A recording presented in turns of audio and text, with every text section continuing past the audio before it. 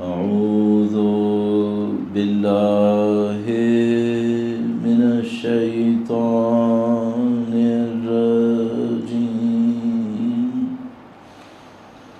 بسم الله الرحمن الرحيم.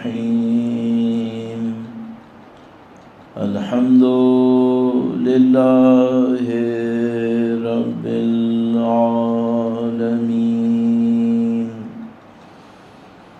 والصلاة والسلام على سيد الأنبياء والمرسلين، حبيب إله العالمين أبي القاسم محمد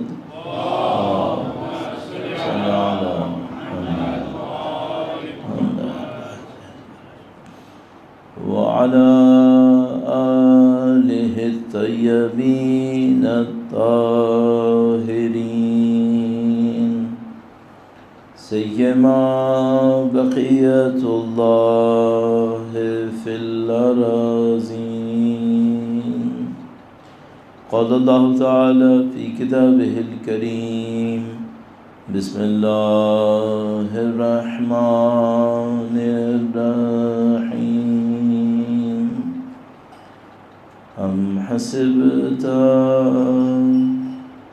أن أصحاب الكهف والرقيم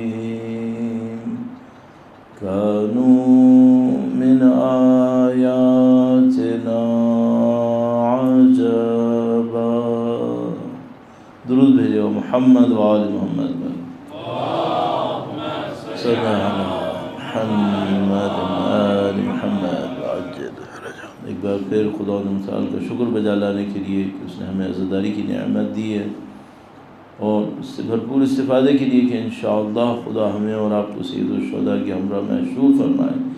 درود بھیجے گا محمد وآل محمد. اللہم صلی علی محمد وعجل فرجهم. خدا تعالیٰ نے اپنی رحمت سے، اپنی مہربانی سے ہمارے لیے ہدایت نازل فرمائی. حضرت آدم علیہ السلام سے لے کر شروع کیا اور ختمی مرتبہ محمد مصطفیٰ صلی اللہ علیہ وآلہ وسلم تک. صلی علی محمد. دین مبین کو نازل فرمایا. اس دین کے اندر بہت ساری خاصیتیں ہیں. ایک تو یہ کہ ایسا نہیں ہے کہ ایک دین آپ کو دنیا کے لیے چاہیے اور ایک دین آپ کو آخرت کے لیے چاہیے. دونوں کے لیے ایک ہی ہے. تو آپ مثال کے طور پر اگر آپ دین کے اوپر عمل کریں گے تو دنیا کا گھاٹا ہوگا یا فائدہ ہوگا؟ بہت بڑا مسئلہ ہے. چونکہ ہم لوگ کبھی مثال کے طور پر ہم دین کے اوپر عمل کرنے کی کوشش کرتے ہیں تو ہم دیکھتے ہیں ظاہر میں گھاٹا ہوتا ہے. ایک آدمی دھوکہ دیتا ہے، کمائی کر لیتا ہے. ہم دھوکہ نہیں دیں گے، کمائی نہیں کریں گے، تو ظاہری طور پہ گھاٹا ہوگا. تو اپنے آپ سے ایک سوال کرنا چاہیے، یہ جو خدا تعالیٰ نے ہمیں دین دیا ہے، اس دین میں دنیا میں فائدہ ہوگا یا دنیا میں نقصان ہوگا؟ ایک وہ تجربہ ہمارا ہے جو کہہ رہا ہے کہ بھائی نقصان ہوگا. دوسرے لوگ جھوٹ بولیں گے، دھوکے دیں گے، کما لیں گے. ہم جھوٹ نہیں بولیں گے، دھوکہ نہیں دیں گے، ہماری وہ کمائی نہیں ہوگی. دوسری طرف سے ہمیں یہ نظر آتا ہے کہ نہیں فائدہ ہوگا. وہ کیسے؟ جو دھوکے دے کے کما لے گا شاید کما لے گا لیکن اور کچھ کھوئے گا جو شاید ہمیں شروع میں نظر نہیں آ رہا. مثلا کیا کھوئے گا؟ پریسائزلی نہیں کہہ سکتا میں کون سا بندہ کیا کھوئے گا، لیکن اتنا مجھے پتہ ہے وہ یہ کہ جو آدمی بھی دھوکہ دہی سے زندگی گزارے گا، زندگی میں کوئی نہ کوئی چیز ایسی کھوئے گا جس پہ بعد میں پچھتائے گا. کیوں اتنے یقین سے کہہ رہے ہیں؟ اتنے یقین سے اس لیے کہہ رہے ہیں کہ اللہ کے نبی کی روایت ہمارے پاس موجود ہے، بہت واضح، بالکل کلیئر. اس روایت کو سمجھنے میں کوئی مشکل نہیں ہے. روایت آپ کی خدمت میں عرض کروں گا، درود بھیجے گا محمد و آل محمد پر.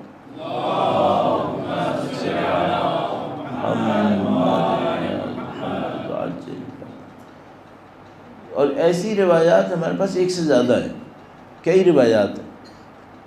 فرمایا علیکم بالآخرہ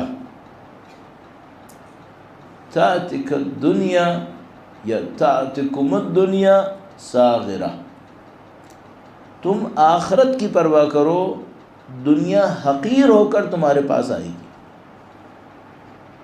آخرت کے اوپر پلاننگ کرو، اگر تم آخرت کے اوپر پلاننگ کرو گے دنیا ذلیل ہو کر تمہارے پاس آئے گی۔ اچھا اگر یہ نہیں ہوا تو کیا ہوگا؟ یہ نہیں ہوا تو دنیا کے لیے پلاننگ کرو گے نا، آخرت کو چھوڑ کر۔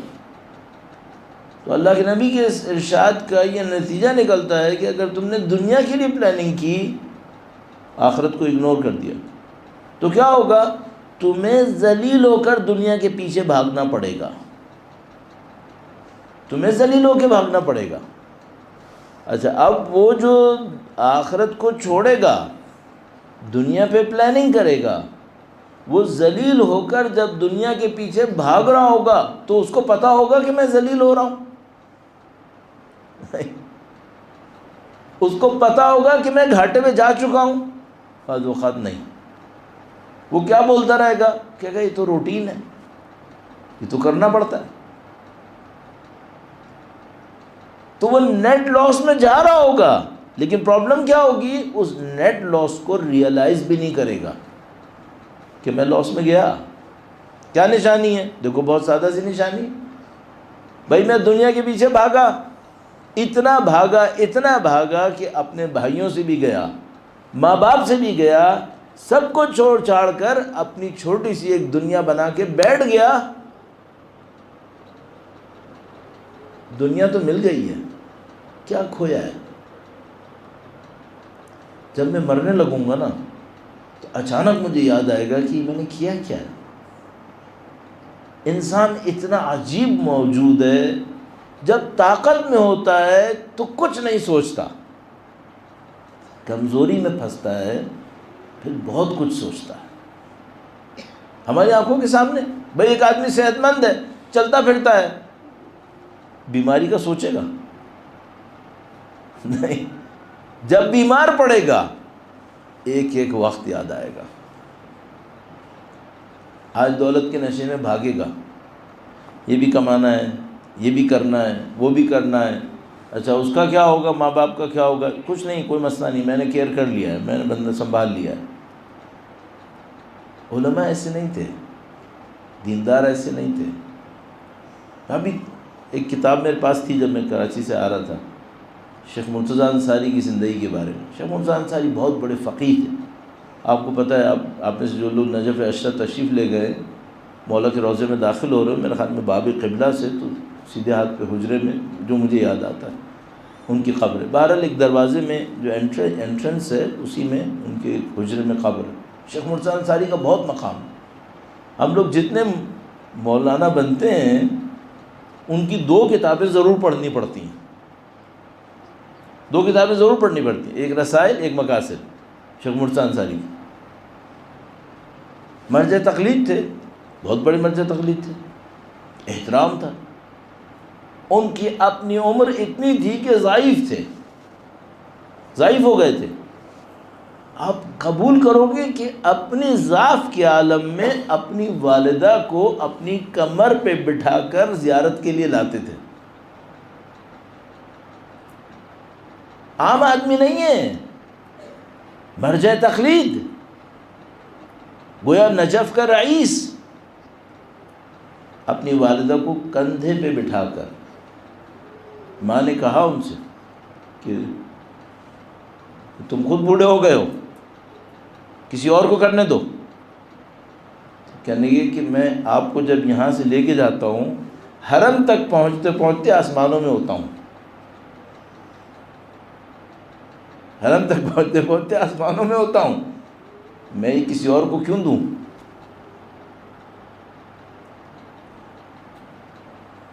جو آدمی دنیا کے پیچھے بھاگے گا وہ اسے کھوئے گا، اس کو یاد رہے گا کہ میں نے کھو دیا؟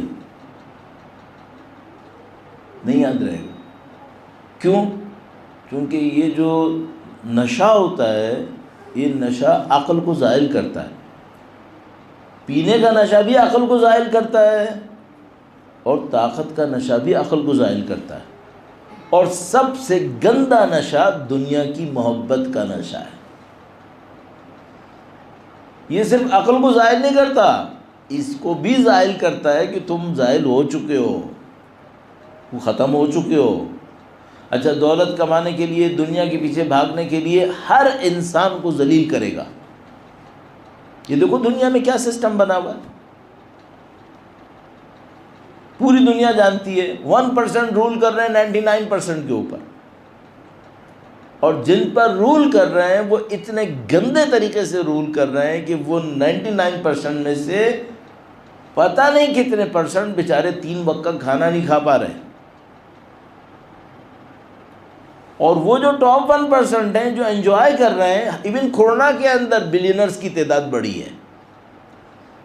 کن کی لاشوں پہ کھڑے ہو کر؟ ان بیچارے غربا کی لاشوں پہ کھڑے ہو کر۔ ان کو احساس ہے کہ کہاں سے کمایا ہے انہوں نے، کس کا پیٹ کاٹا ہے؟ نہیں۔ کیوں نہیں ہے؟ انسان نہیں ہے، یہ انسان ہے، لیکن دنیا کے پیچھے بھاگنے کا نشہ اتنا گندا نشہ ہے، یہ کچھ نہیں چھوڑتا انسان کے اندر۔ یہ اللہ کے نبی نے ہمیں 1400 سال پہلے بتا دیا تھا کہ بھائی تمہارے پاس 2 راستے ہیں، یا تم آخرت کا منصوبہ بناؤ، آخرت کو پرائورٹی دے دو، یہ دین ہے۔ اگر تم آخرت کو پرائورٹی دو گے تو خدا کیا کرے گا؟ آخرت تو تمہاری محفوظ ہو گئی، چونکہ تم نے آخرت کے لیے محنت کی ہے۔ دنیا بچے گی یا نہیں بچے گی؟ ہے اللہ کے نبی، اللہ کے نبی فرمانے دنیا بھی تمہارے پاس آئے گی، دنیا بھی تمہارے پاس آئے گی۔ اچھا، آپ مجھ سے کہیں گے بھائی وہ بلینر بنے گا یا نہیں بنے گا؟ اگر میں یہ جواب میں کہوں کہ میں بلینر سے بڑا بھی بنتا دیکھ رہا ہوں، بلینر سے بڑا وہ بھی بن جائے گا، تو آپ کہیں گے نہیں بھائی یہ ہوتا تو نہیں دیکھا ہم نے۔ میں ایک مثال دیتا ہوں، درود بھیجے گا محمد و آل محمد پر، صلی علی محمد محمد وعجل فرح۔ اور یہ بہت اچھا ہے، اس کو اپنی زندگی میں آپ جتنی جلدی انالیسس کر لیں بہت اچھا ہے۔ کیوں؟ کمزور ہونے سے پہلے سیکھ لو۔ کمزور ہونے کے بعد لائف میں جو ایک پرابلم ہے، بہت بڑی پرابلم ہے، اس میں یو ٹرن نہیں ہے، لائف میں کوئی یو ٹرن نہیں ہے۔ اگر 40 ایئرس کے بعد کوئی انلائٹمنٹ آئی ہے، یہ 40 ایئرس واپس نہیں آئیں گے۔ آپ نے اپنا ٹائم لگایا، کیوں دیر لگا انلائٹمنٹ میں؟ تو ریورس گیئر نہیں ہے یہاں پہ، کوئی یو ٹرن نہیں ہے، آپ کو جو ٹائم گزرنا تھا وہ گزر چکا ہے۔ تو سب سے اچھا کام یہ پہلے سیکھ لو، پہلے سیکھو۔ اچھا، اب جناب علی میں نے اللہ کے نبی کے فرمان پر اگر خدا توفیق دی عمل کیا، میں نے آخرت کے لیے منصوبہ بنایا، دنیا ملے گی یا نہیں ملے گی؟ اللہ کے نبی نے فرمایا تھا دنیا حقیر ہو کر تمہارے پاس آئے گی۔ کیا دے گی دنیا مجھے؟ دولت دے گی، طاقت دے گی، کیا دے گی دنیا مجھے؟ میں آپ سے ایک بات پوچھتا ہوں، انسان سب کچھ کماتا ہے، کس کے لیے کماتا ہے؟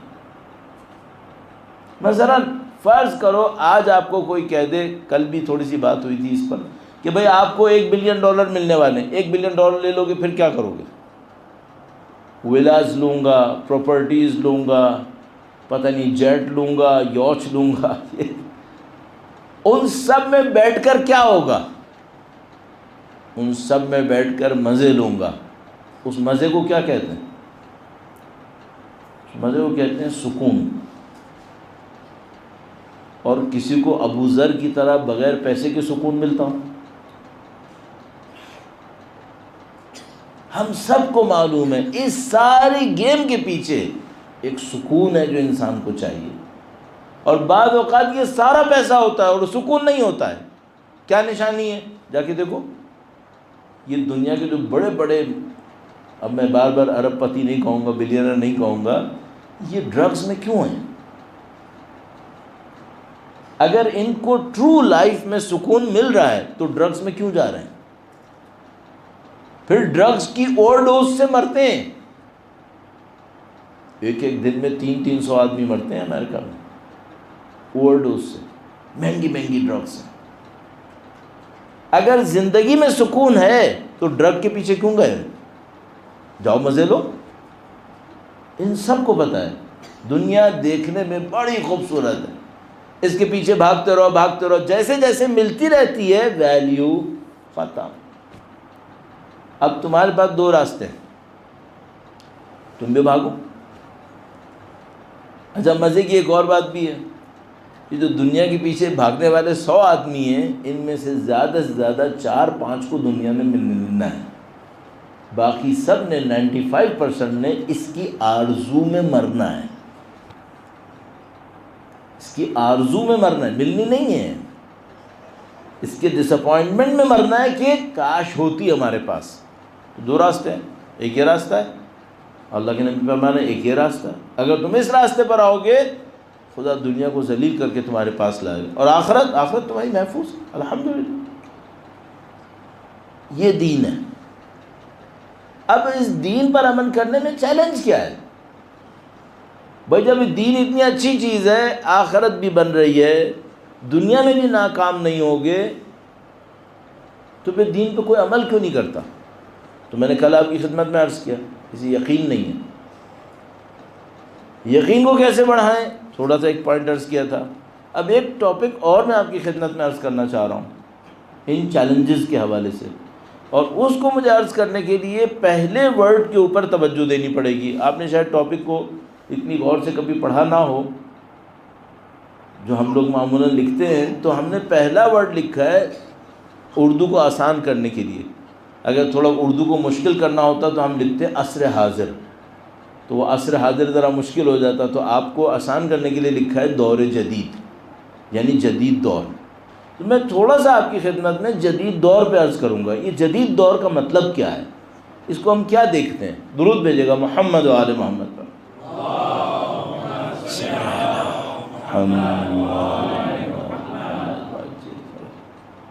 اور ہمارا معاملہ کیا ہے؟ دور جدید میں دین پر عمل کرنے کے چیلنج۔ کیا خدا نے دین کے حوالے سے کچھ احکام دیے ہیں؟ نماز کے بارے میں حکم ہے، بالکل ہے۔ یہ دینی حکم ہے غیر دینی؟ دینی ہے۔ دین کے بھی احکام ہیں کچھ؟ ہاں دین کے بھی احکام ہیں۔ مثلا کیا حکم ہے؟ میں آپ کو اور زحمت نہ دوں، دین کا ایک حکم ہے وہ یہ کہ جب بھی ہم اپنے نبی کو دین کے ساتھ کسی سوسائٹی میں بھیجتے ہیں تو اس سوسائٹی کے جو طاقتور ہوتے ہیں وہ ہمارے نبی کے خلاف کھڑے ہو جاتے ہیں۔ یہ دین کا حکم ہے۔ خدا نے کہا ہم جب بھی کسی نبی کو بھیجتے ہیں تو اس سوسائٹی کے جو نفس پرست ہوتے ہیں، نفس پرست کون سے لوگ؟ لذتوں کے پیچھے بھاگ رہے ہیں، خواہشوں کے پیچھے بھاگ رہے ہیں، دوسروں کا استحصال کرنا چاہتے ہیں، غلام بنانا چاہتے ہیں، یہ لوگ ہمارے دین کو نہیں مانتے، جو اس کے خلاف کھڑے ہو جاتے ہیں۔ اچھا یہ جو قرآن کریم نے کہا ہے، میں آپ سے ایک سوال پوچھوں گا، یہ جو قرآن کریم نے کہا ہے یہ صرف حضرت نوح علیہ السلام کے زمانے میں صحیح ہے یا آج بھی صحیح ہے؟ سارے قرآن ہے، قرآن کریم تو ایک وقت کے لیے نہیں ہوتا ہے۔ اس کا مطلب کیا ہے؟ اس کا مطلب یہ ہے کہ آج بھی کوئی گروپ ایسا ہوگا جو اس دین کے خلاف کام کرے گا۔ اب آپ کے سامنے جو چیلنج تھا وہ کیا تھا؟ جب تک ہم موضوع کو یوں پڑھ رہے تھے، دور جدید میں دین پر عمل کرنے کے چیلنج، تو وہ چیلنج ہمیں سارے کیا نظر آ رہے تھے؟ چیلنج ہمارے اندر کیا مسئلہ ہے۔ اب میں نے آپ کی خدمت میں عرض کیا کہ نہیں، مسئلہ کچھ ہمارے اندر ہے، کچھ باہر بھی ایک مسئلہ ہے۔ باہر کا مسئلہ کیا ہے؟ کچھ لوگ ہیں جو پسند نہیں کریں گے کہ آپ دین پر عمل کرو۔ کچھ گروپ ایسے ہوں گے جو پسند نہیں کریں گے کہ آپ دین پر عمل کرو۔ مثلا آ جاتے ہیں رسول اللہ کے زمانے میں، ذرا تھیوری سے نکال کر اس کو کسی جگہ پہ امپلیمنٹ کر لیتے ہیں، تو رسول اللہ کے زمانے میں وہ گروپ کون سا ہوگا؟ میں آپ کی خدمت میں اشارے میں عرض کرتا ہوں، درود بھیجے گا محمد و آل محمد پر۔ صلی علی محمد۔ اب اپنے ذہن میں سوچنا، الحمدللہ آپ نے سب نے اللہ کے نبی کے بارے میں اپنی زندگی میں کچھ نہ کچھ ضرور پڑھا ہے۔ رسول اللہ مکے میں تشریف لائے، دین کا اعلان کر دیا، کچھ لوگ دین کے ماننے والے بن گئے، بہت سارے لوگ دین کے ماننے والے نہیں تھے۔ جو نہیں تھے وہ کیوں تھے؟ کچھ لوگ وہ تھے جو جاہل تھے، ان کو سمجھ میں نہیں آیا کہ دین کیا ہے۔ اور کچھ لوگ وہ تھے جو دین کو اچھی طرح سمجھ گئے تھے کہ یہ حق ہے. قرآن کریم نے ارشاد فرمایا جان گئے تھے کہ یہ حق ہے، کیوں نہیں مانا؟ ان کا اپنا کوئی بینیفٹ تھا. اگر وہ مان لیتے ان کا وہ انٹرسٹ ان کے ہاتھ سے نکل جاتا. ایک فائدہ تھا ان کا. اور امپلیمنٹ کرتا ہوں. مکے میں کیا تھا؟ خانہ کعبہ. سب سے بڑی پاور، سوشل پاور خانہ کعبہ. تو جو لوگ خانہ کعبہ کے کیئر ٹیکر تھے یہ سب اللہ کے دین کو کیوں نہیں مانتے؟ بھئی خانہ کعبہ حضرت ابراہیم علیہ السلام نے بنایا تھا نا، اور اللہ کا دین کہہ رہا تھا کہ ہم ابراہیم کے وارث ہیں، تو کیوں نہیں مانتے؟ وہ مانتے اس لیے نہیں ہے کہ خانہ کعبہ میں اب خانہ کعبہ صرف نہیں ہے، یہاں 360 بت بھی رکھے ہوئے ہیں. اچھا بت ہوئے تو کیا ہوا؟ ہر بت ایک قبیلے کا ہے، ہر قبیلے کا ایک سردار ہے. وہ اپنے قبیلے سے کہتا تھا حج آنے والا ہے، یہ ہمارا بت ہے، اس کے اوپر اتنی چیزیں چڑھاؤ، ورنہ بت ناراض ہوگا. وہ سب جاتے تھے، وہ ساری چیزیں چڑھاتے تھے. مالک کون ہوتا تھا؟ بت. بت مالک ہوگا؟ نہیں. بت کے پیچھے جو پیچھے بیٹھا ہوا ہے وہ مالک ہے. بت بولتا تھا کہ میرے اوپر کیا چڑھاؤ؟ نہیں، وہ جو بت کے پیچھے بیٹھا تھا وہ بولتا تھا یہ چڑھاؤ. مالک کون ہوا؟ وہ ہوا. اگر دین مان لے تو کیا ہوگا؟ بت توڑنا پڑے گا. جب بت ٹوٹ جائے گا تو اب پیسہ کہاں چڑھے گا؟ اس کے اوپر تو نہیں چڑھنے والا. طاقت بھی گئی، پیسہ بھی گیا، یہ دین مانے گا؟ نہیں، یہ دین نہیں مانے گا. تو رسول اللہ کے زمانے میں پکچر بالکل کلیئر ہو گئی. جو قبیلوں کے سردار تھے انہوں نے کہا ہم دین نہیں مانیں گے. کیوں؟ اگر ہم نے نبی کا نام لیتے تھے کہ محمد کا دین مان لیا سلام اللہ علیہ تو ہماری سرداری گئی. اب آؤ کربلا، کوفہ. اگر سید الشہداء کو سردار مان لیا تو کیا ہوگا؟ وہ سید الشہداء کو سردار مان لیا تو ہماری سرداری بچے گی؟ پھر ہماری تو سرداری گئی. تو ہم عبید اللہ ابن زیاد کے پاس جا کر اس سے بات چیت کر لیتے ہیں. ہمارے قبیلے کا کوئی بندہ حسین کا ساتھ نہیں دے گا، صرف ایک کام کرنا، ہماری سرداری کو کوئی خطرہ نہ ہو. یہ دو سین ہو گئے آپ کے سامنے. اب قرآن کریم میں الحمدللہ رب العالمین آپ لوگ بھی پڑھتے ہوں گے، ذرا دیکھنا انبیاء کے واقعات میں خدا نے کیا بتایا. جب ہم بیچتے ہیں نبی یہ ہوتا ہے. صحیح. اب میں آپ سے ایک آخری سوال اس سلسلے میں پوچھوں گا، آج یہ ہو رہا ہوگا یا نہیں ہو رہا ہوگا؟ ہو رہا ہوگا، کیونکہ قرآن کریم تو ایک وقت کے لیے نہیں ہوتا. آج تک آپ نے آئیڈینٹیفائی کیا کہ وہ گروپ کون سا ہے جو دین سے لڑ رہا ہوگا؟ اچھا وہ جو رسول اللہ کے زمانے میں تھے، جب رسول اللہ خانہ کعبہ میں آتے تھے وہ شور مچاتے تھے، چیختے چلاتے تھے تاکہ اللہ کے نبی کی جو آیتیں پڑھ رہے ہیں وہ لوگوں کے کانوں میں نہ پہنچیں. آج جو دین کے خلاف کام کرنے والا ہے وہ خاموش بیٹھا رہتا ہے. پہنچاؤ دین کا پیغام. اچھا کل جو رسول اللہ کے زمانے میں تھا، جب اس نے دیکھا کہ رسول اللہ کا پیغام پھر بھی پہنچ رہا ہے تو اس نے رسول اللہ کا بائیکاٹ کیا، رسول اللہ کو پہنچا دیا. شعب ابی طالب کے اندر 3 سال تک اللہ کے نبی بی بی خدیجہ سلام اللہ علیہ کے ہمراہ وہاں پر موجود رہے. آج کا جو دین کے خلاف کام کرنے والا وہ کیا کرتا ہے؟ کوئی مسئلہ نہیں ہے، جو کرنا ہے کرتے رہو. یا نہیں، یہ حرکتیں وہ بھی کر رہا ہے، ہمیں نظر نہیں آ رہا ہے. یہ آپ اپنے آپ سے پوچھنا. اب ہم کہہ رہے تھے دور جدید میں دین پر عمل کرنے کے چیلنج. تو چیلنج کیا ہے؟ قرآن کریم فرما رہا ہے چیلنج صرف تمہارے اندر نہیں ہے، ایک باہر کی طاقت بھی ہے. اچھا انبیاء کیا کرتے ہیں؟ انبیاء صرف لوگوں کے اندر کا چیلنج ختم نہیں کرتے، باہر کے چیلنج کو بھی للکارتے ہیں، اور یہ وہ حصہ ہے جو ہم لوگوں کے ہاں معمولاً بات نہیں کرتے، یہ ہم لوگوں کے ہاں معمولاً بات نہیں کرتے۔ اب میں آپ کی خدمت میں ایک مثال عرض کروں گا، درود بھیجے گا محمد وآل محمد پر، صلی علی محمد وآل محمد وعجل فرج۔ سب سے اسی موقع پر چلتے چلتے یہ میں آپ سے درخواست کروں گا، اور وہ یہ ہے کہ بھائی ہر روز قرآن کریم ضرور پڑھو، بھائیوں اور بہنوں دونوں، قرآن کریم ضرور پڑھو، اور ترجمے کے ساتھ اس کو سمجھنے کی بھی کوشش کرو۔ صرف ایسا نہ ہو کہ قربتاً الی اللہ 2 صفحے 4 صفحے 5 صفحے عربی میں پڑھے معاملہ ختم، نہیں، اس کو سمجھنے کی کوشش کرو، اس میں کچھ نہ کچھ راز ملیں گے، ہم لوگوں کو بھی مل جائیں گے۔ انبیاء کو نہیں معلوم کیا کیا حکمتیں ملتی تھیں، ہمیں بھی کچھ نہ کچھ ملے گا۔ خدا متعال نے حضرت موسیٰ علیہ السلام کو اپنی وحی کے لیے چن لیا، پورا واقعہ آپ کو یاد ہے، بچپن سے سنا ہے۔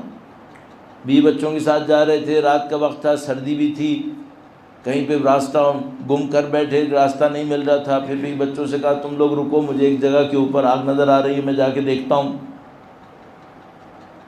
جب وہاں پہنچے تو ان سے کہا کہ اللہ نے کہا کہ اے موسیٰ فاخلع علیک، اپنے 2 چپل اتار دو، انک بالوادی المقدس طویٰ، تم مقدس وادی کے اندر آ گئے۔ یہ 2 چپل کون سے اتروائے تھے؟ قرآن کریم میں بہت اشارے ہیں، بہت اشارے۔ قرآن کریم جب حضرت موسیٰ علیہ السلام کو نبوت دینے والا ہے تو کیا کہہ رہا ہے؟ پہلے 2 چپل اتارو۔ بھئی کوئی کہنے کی بات ہے؟ اور وہ بھی قرآن میں لکھ دیا۔ تو خدا متعال کیا کہنا چاہ رہا ہے؟ خدا متعال کہنا چاہ رہا ہے کہ اگر کسی کو میرے راستے پہ چلنا ہے تو پہلے پست اور انفیریئر چیزوں کو اپنے دماغ سے نکالنا ہوگا، ورنہ میرے راستے پہ نہیں چل پاؤ گے۔ فاخلع علیک، اپنے 2 چپل اتارو۔ کیوں؟ انک بالوادی المقدس طویٰ، تم سیکرڈ ویلی کے اندر آ گئے ہو، تمہیں بڑا کام ملنے والا ہے، چھوٹی چیزوں کو دماغ سے نکالو۔ آپ کو چن لیا گیا ہے، کس کام کے لیے؟ آپ نبی ہیں۔ کیا کروں؟ پہلا اسائنمنٹ، اب ذرا تصور کرو، حضرت موسیٰ علیہ السلام نبوت کے لیے انتخاب ہو گئے، پہلا اسائنمنٹ کیا ہے؟ اگر میں مولوی ہوں، میں کہیں جاؤں گا تو پہلا اسائنمنٹ کیا لوگوں سے کہوں گا جو میں نے کیا؟ میں نے کہا بھائی آپ لوگ اول وقت نماز پڑھیں، قرآن پڑھیں۔ حضرت موسیٰ علیہ السلام نبی بنے، پہلا اسائنمنٹ کیا ہے؟ اللہ نے کہا ہوگا بنی اسرائیل سے کہو کہ جا کے نمازیں پڑھیں، قرآن پڑھیں، دعائیں پڑھیں، نہیں، خدا تعالیٰ نے پہلا اسائنمنٹ دے کر کہا اذهب الى فرعون انه طغى، فرعون کے پاس جاؤ، اس نے بہت سر اٹھایا ہوا ہے، جاؤ اس کا مقابلہ کرو۔ یا اللہ، تبلیغ کی بات ہونی چاہیے تھی، دعا کا ذکر ہونا چاہیے تھا، نہیں، خدا نے کہا نہیں، چیلنج باہر کھڑا ہوا ہے، جب تک یہ بدبخت یہاں موجود ہے قوم چین کا سانس نہیں لے پائے گی۔ یہ فرعون بیٹھا ہوا ہے یہاں پہ، تو اس کا مقابلہ کرو۔ حضرت موسیٰ علیہ السلام اپنے پہلے اسائنمنٹ کو لے کر دربار فرعون میں آ گئے۔ میں اپنے آپ سے ایک سوال پوچھتا ہوں، بہت ہی امپورٹنٹ سوال ہے، ہمارے زمانے کا بھی کوئی فرعون ہے؟ اس فرعون کو چیلنج کون کرے گا؟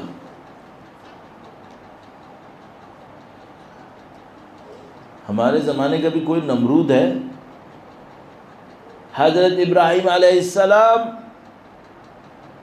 جب خدا تعالیٰ نے حضرت ابراہیم کے لیے کہا نا نوری ابراہیم ملکوت السماوات، ذرا غور کرنا، یہ نہیں کہا اللہ نے کہ ہم نے ابراہیم کو دکھایا آسمان، نہیں، ملکوت السماوات، آسمان کی حقیقتیں دکھائی۔ اللہ اکبر، ملکوت دکھائیے۔ جب یہ ملکوت دکھائی تو حضرت ابراہیم علیہ السلام موحد ہیں. اب کیا کیا ہے؟ اب یہ کیا ہے کہ جا کے بت توڑ دیے. کہیں میں توڑ رہا ہوں. کیوں؟ یہ باہر کا چیلنج ہے، یہ لوگوں کو دین پہ عمل نہیں کرنے دے گا. ہم لوگوں نے اپنی تبلیغ میں سافٹ کارنر پکڑا ہوا ہے. وہ کیا ہے؟ میں یہاں آؤں گا، میں سب آپ لوگوں کو کہتا رہوں گا نماز پڑھو، روزے رکھو، قرآن پڑھو، اور باہر ایک فرعون بنا ہوا ہے، اس کو میں نے چیلنج نہیں کرنا ہے. اور آپ نے بھی مجھ سے کیا کہنا ہے؟ مولانا آپ پیسفل آؤ، پیسفل جاؤ، ادھر ادھر کی زیادہ باتیں نہیں کرنا ہے. اپنے آپ کو بھی مشکل میں نہ ڈالو، ہمیں بھی مشکل میں نہ ڈالو، اپنی زندگی میں مشغول رہو، ہم بھی مشغول ہیں. حضرت موسیٰ کچھ اور تھے بھائی، حضرت ابراہیم علیہ السلام کچھ اور تھے. اور یہ جو ہماری زندگی کا معجزہ ایران کے اندر ہوا ہے نا، وہ یہی ہوا ہے. خمینی نے اپنے دور کے فرعون کو للکار دیا. ان کو یہ بات اچھی طرح نظر آ گئی، اور یقین مانو ہمارے علماء نے تاریخ کے اندر اس بات کو سمجھ لیا، یہ للکارنا پڑے گا. یہی جو میں نے شیخ مرتضیٰ انصاری کا، اتنے سخت تھے انگریزوں کے مقابلے میں جس کی کوئی حد نہیں ہے. آپ کو ابھی ذرا سا ٹچ کر کے بتا دوں، میرے دماغ میں ہے، ابھی درود بھیجے گا محمد و آل محمد پر.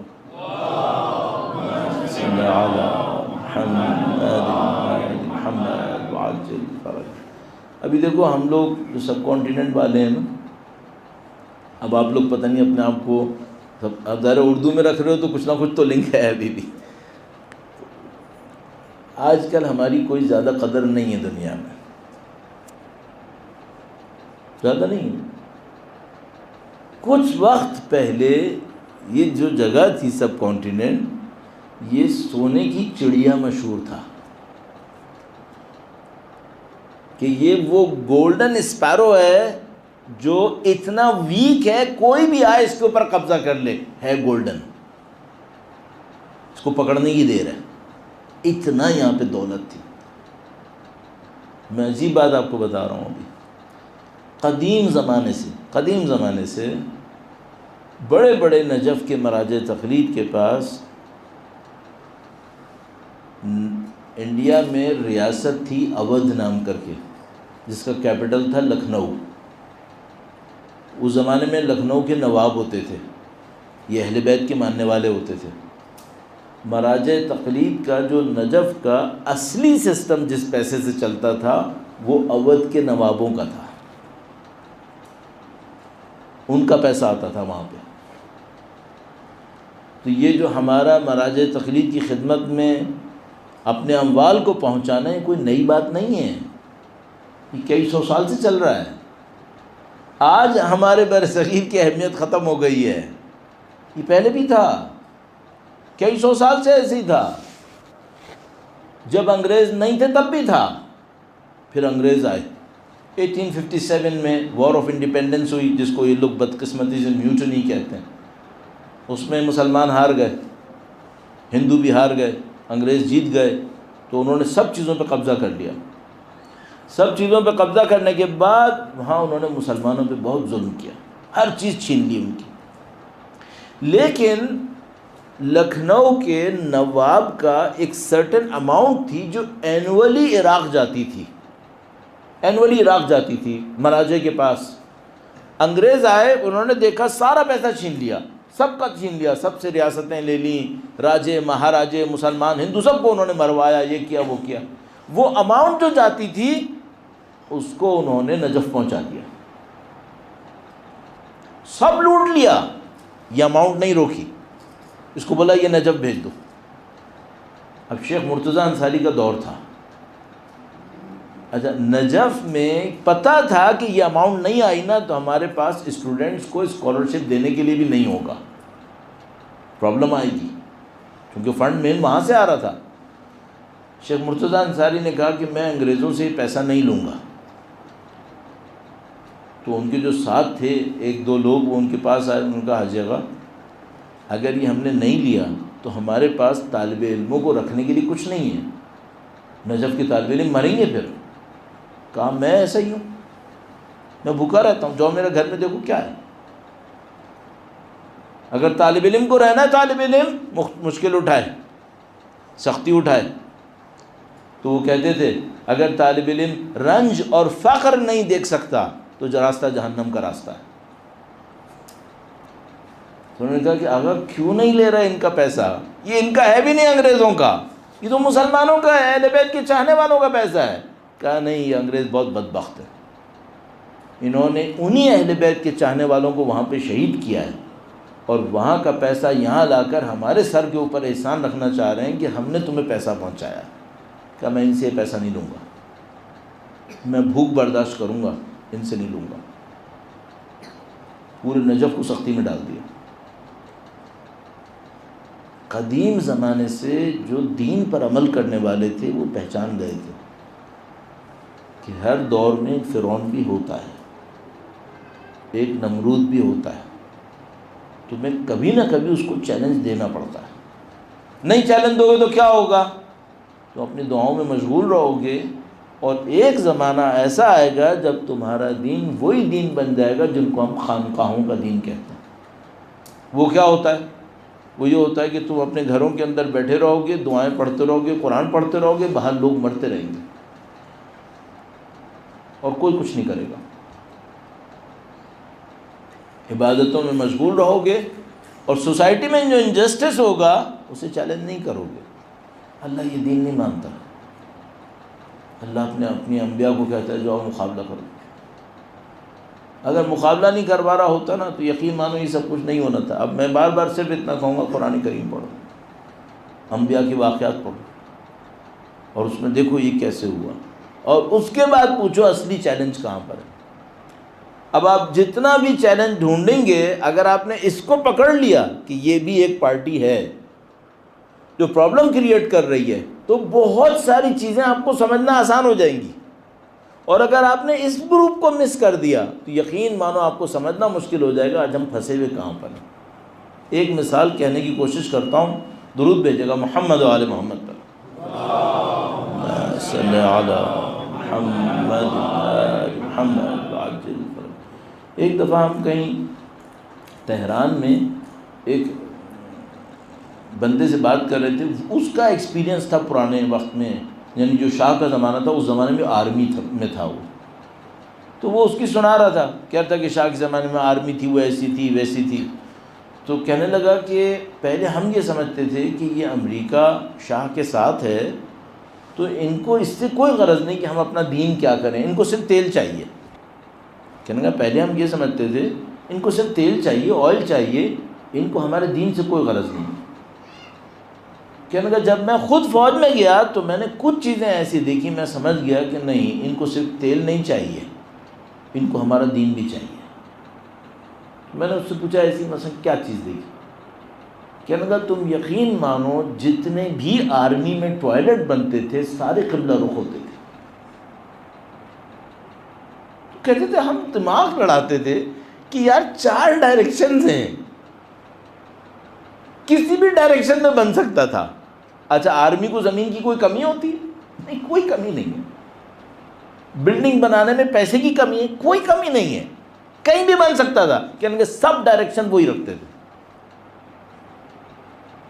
کمپلسری کچھ چیزیں ہوتی تھیں، کہنے کہ یہ کرنی ہوتی تھی، اگر تمہیں آرمی میں رینکنگ چاہیے نا یہ کرنی پڑے گی۔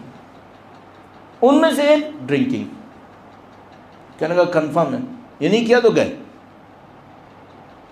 کیوں؟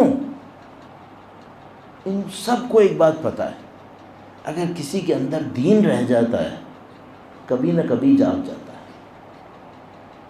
کبھی نہ کبھی مقابلے پہ آ جاتا ہے۔ جب یہ مقابلے پہ آتا ہے پھر کنٹرول میں نہیں آتا۔ تو یہ جو کنٹرول کرنے والی طاقتیں ہیں یہ سب سے پہلے انسان سے اس کا دین لینا چاہتے ہیں، اور اگر وہ دین نہ لے سکے کبھی نہ کبھی جاگے گا۔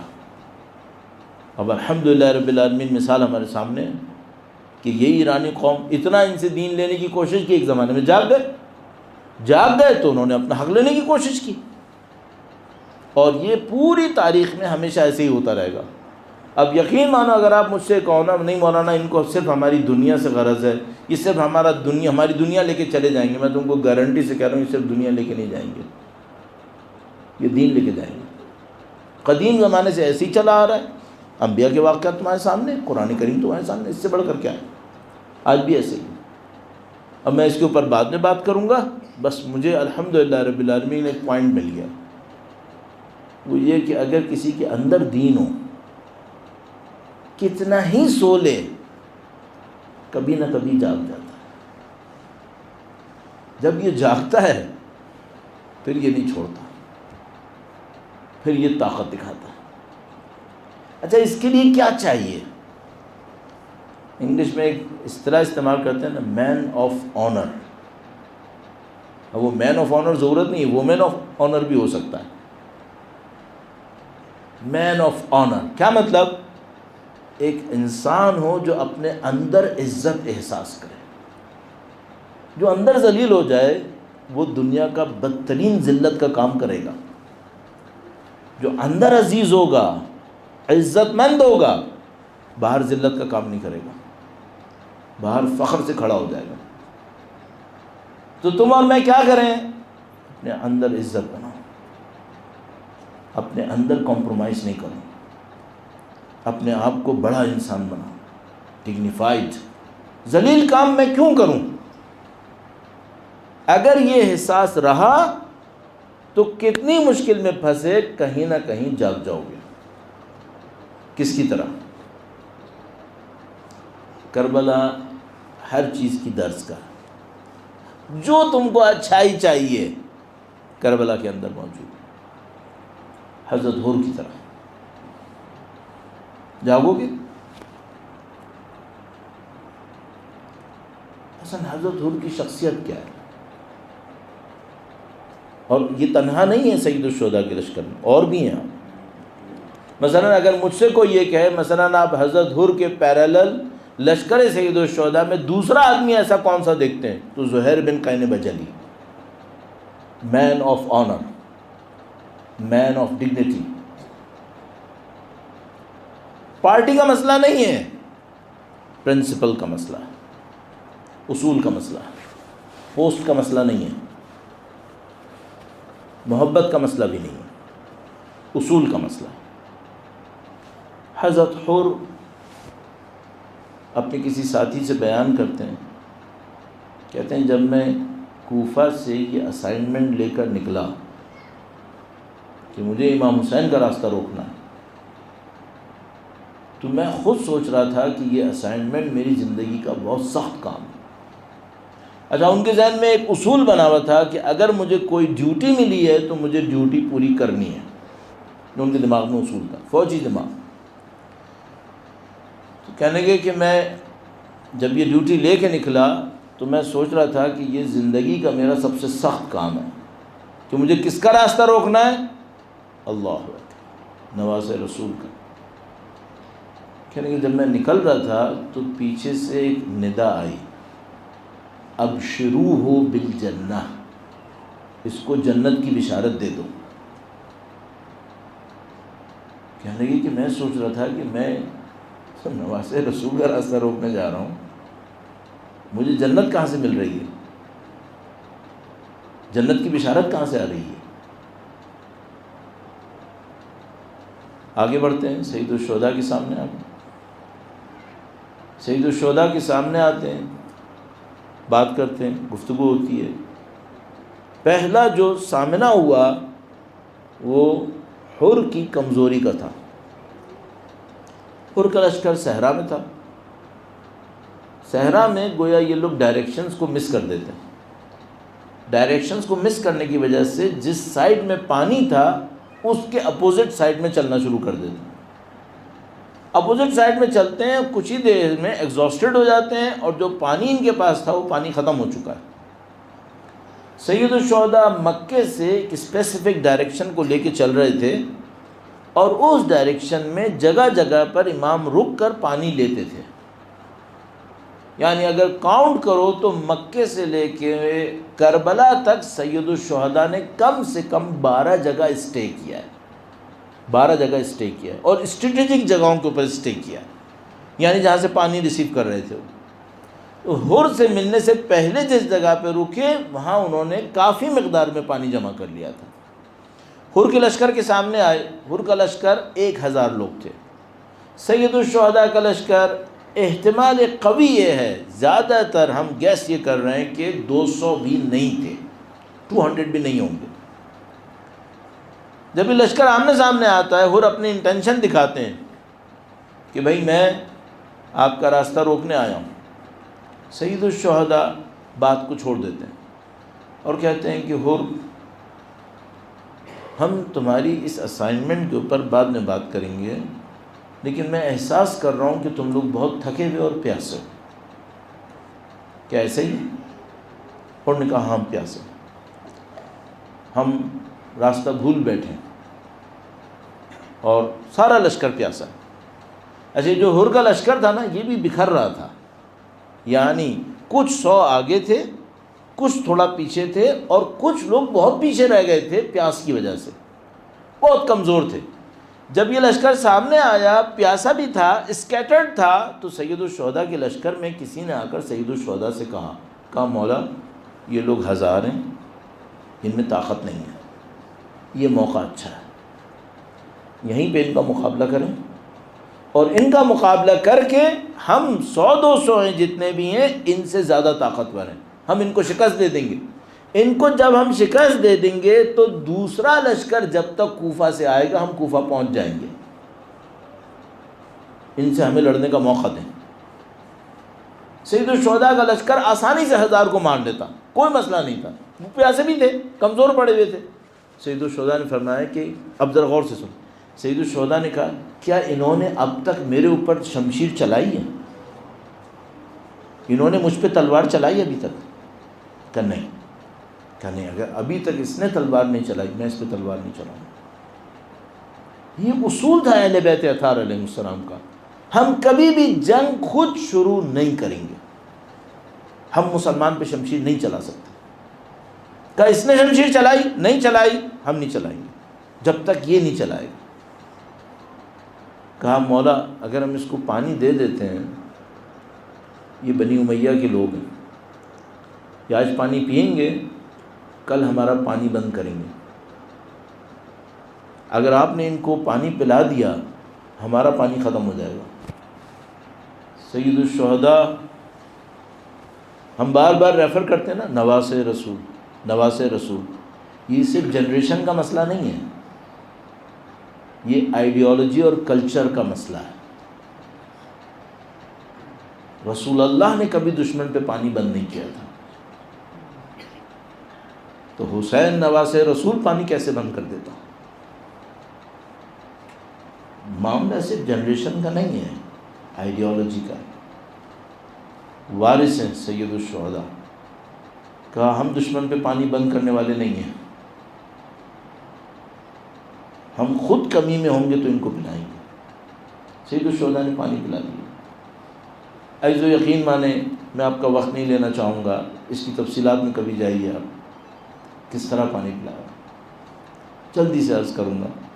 حر کے لشکر میں ایک بندہ تھا جو کافی پیچھے رہ گیا تھا، اس کے اپنے لشکر والے اس کو نہیں دیکھ رہے تھے، مرنے والا تھا، بالکل مر رہا تھا، تھوڑا ڈسٹینس کے اوپر تھا، تو وہ ڈسٹینس سے یہ دیکھتا ہے کہ میرا لشکر رک گیا ہے اور اس کو لوگ پانی پلا رہے ہیں۔ اچھا، اس کی اپنی حالت کیا تھی؟ اس کی اپنی حالت یہ تھی کہ اس سے چلا نہیں جا رہا تھا، لاسٹ مومنٹس پہ تھا، مر رہا تھا بالکل، اس سے چلا نہیں جا رہا تھا، تو یہ زمین کے اوپر چاروں ہاتھ پاؤں کو رکھ کے چل رہا تھا، کھڑے ہو کے نہیں چل سکتا تھا، تو ایسے اپنے آپ کو رگڑ رگڑ کے چل رہا تھا، اور وہاں دیکھتا ہے لوگوں کو پانی پی رہے ہیں، تو یہ سوچتا ہے کہ میں چیخ کے آواز دیتا ہوں تو کوئی مجھے دیکھ لے گا، پھر مجھے بھی پانی مل جائے گا، تو یہ چلانے کی کوشش کرتا ہے، تو اس کے بدن میں طاقت نہیں تھی کہ یہ چلا سکے، تو یہ ایسے ہی اپنے آپ کو گھسیٹتا ہے اور ادھر دیکھتا رہتا ہے، دیکھتا ہے اس نیت سے کہ شاید کوئی مجھے دیکھ لے کہ میں چل رہا ہوں۔ سب لوگ پانی پی رہے تھے، پلا رہے تھے، تو یہ کہتا ہے میں نے دور سے دیکھا کہ امام حسین ایک جگہ بیٹھے ہوئے تھے. تو یہ کہتا ہے کہ میں نے سوچا کہ میں صرف حسین کی طرف دیکھوں گا.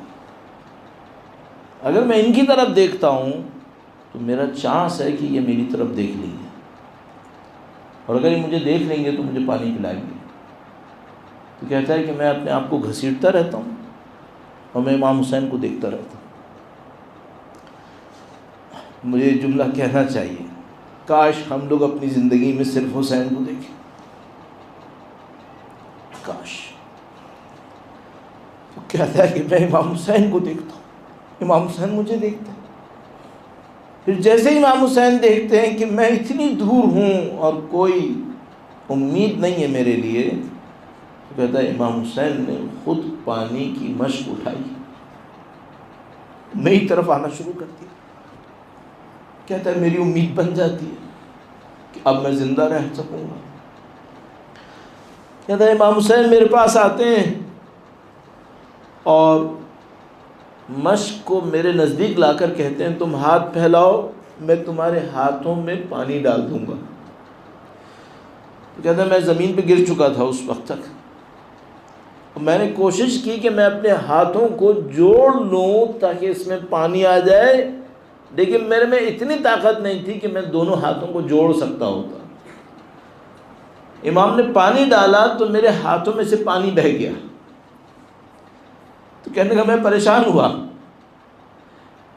امام نے میری طرف دیکھ کر کہا کہ پریشان مت ہو، میں تمہیں پانی پلائے بغیر نہیں جاؤں گا، میں تمہیں پانی پلاؤں گا. تم صرف منہ کھولو اور میں پانی تمہارے منہ میں ڈالوں گا. یہ کہتا ہے میں نے منہ کھولا اور امام حسین نے آہستہ آہستہ پانی میرے گلے میں ڈالا. عزیزو باقی مجھے کچھ نہیں کہنا ہے کہ حسین کی کوئی پیاسی بچی بھی ہے.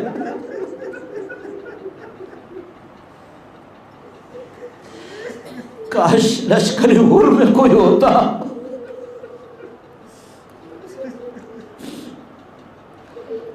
لیکن حر کو تو بار بار یاد آ رہا تھا، شب عاشور حر کو بار بار یہ یاد آتا تھا کہ یہ جو امام حسین کے لشکر میں بچے پانی پانی چلا رہے ہیں، اس کا ذمہ دار میں ہوں. اب حر کے اندر ایک اچھائی ہے، یہ بی بی سیدہ کے چاہنے والے ہیں، سیدہ کے ماننے والے ہیں. جب امام حسین کے سامنے پہنچتے ہیں اور کہتے ہیں کہ میں آپ کو آگے نہیں جانے دوں گا، تو سید الشہداء ایک موقع کے اوپر فرماتے ہیں سکلت کا اموک، تیری ماں تیرے غم میں روئے، تو میرا راستہ کیوں روک رہا ہے. جیسے یہ کہتے ہیں اور پلٹ کے کہتے ہیں اگر کوئی اور مجھے میری ماں کے بارے میں یہ کہتا تو میں اس کو یہی کہتا، لیکن آپ کی ماں سیدہ کا میں احترام کرتا ہوں. اور شاید امام حسین نے کہا ہی اسی لیے تھا تاکہ حر کو کبھی تو یاد آئے کہ یہ بچے فاطمہ کے بچے ہیں جو اب پیاسے ہیں. بس شب عاشور کا وقت آیا، سید الشہداء کی بچوں کی پیاس کی آوازیں حر کے کان میں آتی تھیں، یہاں تک کہ صبح عاشور پہنچی. ایک موقع پر عمر سعد کے پاس آئے اور عمر سعد کیا جنگ ہوگی؟ اس نے کہا جنگ ہوگی، گردنیں کٹیں گی. بس حر نے فیصلہ کر لیا، اس نے کہا کہ اب میں اس کا ساتھ نہیں دوں گا، اب میں امام حسین کا ساتھ دوں گا. اب امام حسین کے پاس کس امید سے آئے ہیں؟ مجرم تو خود ہیں، راستہ تو خود روکا تھا. عزیزو یقین مانو میں اور آپ تصور نہیں کر سکتے اور نے کیا جھیلا ہوگا، کیا شرمندگی اپنے ذہن میں اٹھائی ہوگی کہ سب مشکلوں کا سبب میں ہوں. اب اگر ہمارے پاس روایتوں میں ہے کہ آنکھوں پہ پٹھی باندھی تھی اور ہاتھوں میں رسی باندھی تھی تو کوئی بعید بات نہیں ہے. اپنی شرمندگی کو مٹانے کے لیے امام حسین کے سامنے غلاموں کی صورت میں آئے ہوں گے. اور امام حسین سے اب مجھے نہیں معلوم جب وہ آئے ہوں گے تو وہاں پہ کیا ہوا ہوگا، کبھی کچھ بیان ہے ہمارے پاس، لیکن کم سے کم اتنا ہے کہ جب امام حسین کے سامنے پہنچے تو قدموں میں سر جھکا لیا اور کہا مولا کیا میری توبہ قبول ہے؟ میں گناہگار ہوں، میں سبب بنا ان ساری مشکلات کا، کیا میری توبہ قبول ہے؟ عزیزوں دیکھو ہمارے امام کی کرامت، وہ اتنا کریم ہے، اتنا کریم ہے، توبہ مانگنے سے دیر مت کرو، مسجد حسین میں آ کر توبہ کر لو۔ امام حسین نے حر کو دیکھا، کہا تیری توبہ قبول ہے، تو ہمارا مہمان ہے اور تو ہمارے سامنے عزت مند ہے۔ حر کی آنکھوں کی پٹیاں کھول دیں، گویا رسیاں بھی کھول دیں، اور حر کو اپنے پاس اعزاز دیا، اکرام کیا، یہاں تک کہ جنگ لڑنے کی اجازت مانگی۔ ایسا ہمارے پاس روایتیں مختلف ہیں، میں بیان کرنے کی کوشش کرتا ہوں۔ حر نے اپنے بیٹے کو بھیجنے کی اجازت مانگی، بیان کے مطابق حر نے کہا کہ میرا بیٹا پہلے لڑنے جائے گا۔ حر کا بیٹا لڑنے گیا تو حر کبھی ادھر پہلو بدلتے تھے، کبھی ادھر پہلو بدلتے تھے۔ مجھے یقین ہے ان جملوں کو صرف وہ سمجھے گا جس نے اپنے جوان بیٹے کو لڑتے دیکھا ہوگا، یہ کوئی نہیں سمجھ سکتا، ہم میں سے کسی میں یہ طاقت نہیں ہے۔ حر نے اپنے بیٹے کو دیکھا کہ وہ لڑ رہا تھا، گویا پہلو بدلتے تھے۔ کسی نے دیکھا اور کہا کہ حر اگر بیٹے کی چاہت اتنی زیادہ تھی تو حر تو نے بیٹے کو پہلے کیوں بھیجا؟ گویا کہا کہ علی اکبر کو دیکھ رہا تھا۔ ارے تو کہاں علی اکبر کو دیکھے گا؟ علی اکبر کا مقام کچھ اور ہے۔ لیکن حر نے بھی اپنی قربانی کا ایک انداز اختیار کیا۔ پھر حر اٹھے، جب بیٹا گرا، بیان کے مطابق جب بیٹا گرا تو حر کھڑے ہوئے اپنے بیٹے کا لاشا لانے کے لیے۔ امام نے کہا حر رک جاؤ، توبہ کرنا آسان ہے، آنکھوں میں پٹیاں بنوانا آسان ہے، لیکن جوان بیٹے کا لاشا حسین لائے، یہ حسین کا کام۔ امام حر کے بیٹے کا لاشا لے آئے۔ اب حر روانہ ہوئے، دشمنوں سے کارزار کیا۔ ان کی تو ماں نے ان کا نام ہی حر رکھا تھا، آزاد رکھا تھا، یہ یزید کی غلامی کیسے لے لیتے؟ انہوں نے مقابلہ کیا، دشمنوں کو تہہ تیغ کیا، بس ایک موقع پر زمین پر گر پڑے۔ جب زمین پر گر پڑے سید الشہداء اٹھے حر کا استقبال کرنے کے لیے کہ حر شہادت کی طرف جا رہے تھے۔ ایسو 2 منٹ اور لوں گا۔ حر کے سامنے پہنچے، حر اپنی زندگی کے آخری سانس لے رہے تھے، گویا پیشانی کے اوپر ایک زخم لگا ہوا تھا، ماتھے پر ایک زخم لگا ہوا تھا، اس میں سے خون بہت زیادہ نکل رہا تھا۔ جب سید الشہداء نے دیکھا کہ حر دیکھ نہیں پا رہے تو اپنی جیب سے ایک رومال نکالا ہے۔ عزیزوں مختلف روایات ہمارے پاس ہیں جس میں احتمال قوی یہ ہے کہ یہ رومال بھی سیدہ زہرا سلام اللہ علیہا کا رومال تھا۔ سید الشہداء نے یہ رومال نکالا ہے اور حر کی پیشانی پر باندھ دیا، حر کی پیشانی پر باندھ دیا تاکہ خون نکلنا بند ہو جائے۔ عزیزو حر دفن ہو گئے، سالوں گزر گئے، سینکڑوں سال گزر گئے۔ ایک ایرانی بادشاہ کربلا سے گزرا اور وہ حر کے روضے پر نہیں گیا۔ تو دوسروں نے پوچھا کہ بھائی تو سب کے روضے پر گیا، تو حر کے روضے پہ کیوں نہیں گیا؟ کہا کہ حر سے امام حسین راضی ہوتے تو اپنے پاس ہی دفنا لیتے۔ سب نے کہا کہ نہیں، حر تو بہت امام کا عاشق تھا اور امام بھی اس کو چاہتے تھے۔ کہنے لگا اگر ایسا ہے تو مجھے قبر کھود کے دیکھنا ہے کہ حر کا لاشا کیسا ہے۔ اگر اس کا لاشا سالم ہے تو اس کا مطلب ہے حر عاشق ہے۔ اب جو لاشا کھولا تو حر بھی تھا اور حر کی پیشانی پہ رومال بھی تھا۔ اب یہ بادشاہ کہنے لگا کہ مجھے یہ رومال چاہیے، چونکہ تم لوگ بیان کرتے ہو کہ یہ سیدہ زہرا کا رومال ہے، اب مجھے یہ رومال چاہیے۔ بہت منع کیا کہ دیکھو یہ تحفہ امام حسین نے حر کو دیا تھا، تم اس کو ہاتھ مت لگاؤ، لیکن کہنے لگا مجھے چاہیے۔ جیسے ہی وہ رومال کھولا وہاں سے خون برآمد ہونا شروع ہو گیا۔ اس کا مطلب کیا ہے؟ اس کا مطلب یہ ہے کہ عزیزوں میں اور تم امام حسین کی عزا میں آئے ہیں، اگر ایک دفعہ امام حسین نے دعا دے دی